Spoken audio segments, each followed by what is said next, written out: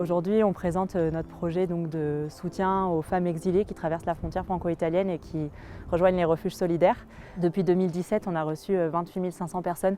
On doit approcher les 29 000 maintenant. Et sur ces personnes, on a 550 femmes qui sont parvenues jusqu'au refuge et qui sont souvent accompagnées d'enfants, souvent en très bas âge. Parfois, elles sont avec leurs compagnons, parfois non.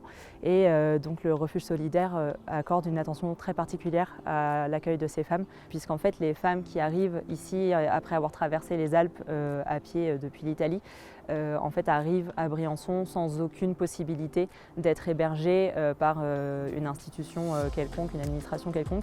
Et donc en fait elles arrivent et sont en situation d'extrême vulnérabilité et de grande précarité puisqu'elles sont à la rue. Et notre objectif premier aujourd'hui, c'est de répondre à leurs besoins fondamentaux qui est en fait le tout premier, c'est l'hébergement.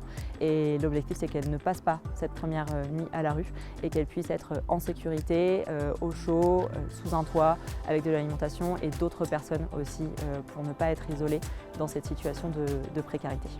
En général, les personnes sont fatiguées, elles sont arrivées à pied, ont traversé la montagne avec toutes les difficultés de la montagne.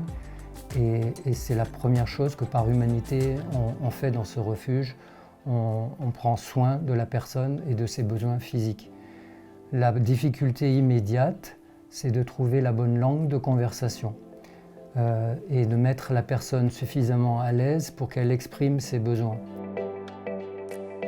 Nous avons de nombreux bénévoles qui viennent toute l'année, de toute la France et même de l'étranger, qui viennent nous aider dans les tâches qui doivent assurer les besoins vitaux des personnes. Donc la préparation des repas, donc 3 repas par jour. Les bénévoles assurent aussi du ménage et également donc, toutes les tâches de lingerie pour nettoyer donc, les draps, les couvertures, etc. Et également le vestiaire où les exilés peuvent aller prendre des nouveaux habits ou des chaussures. Voilà. Toutes ces tâches qui sont donc assurées par 450 à 500 bénévoles selon les années, ce qui est énorme. Voilà. Mais c'est important aussi d'avoir 30 à 40 bénévoles locaux qui assurent une espèce de continuité sur ces tâches. Nous vous remercions énormément pour le soutien que vous nous apportez.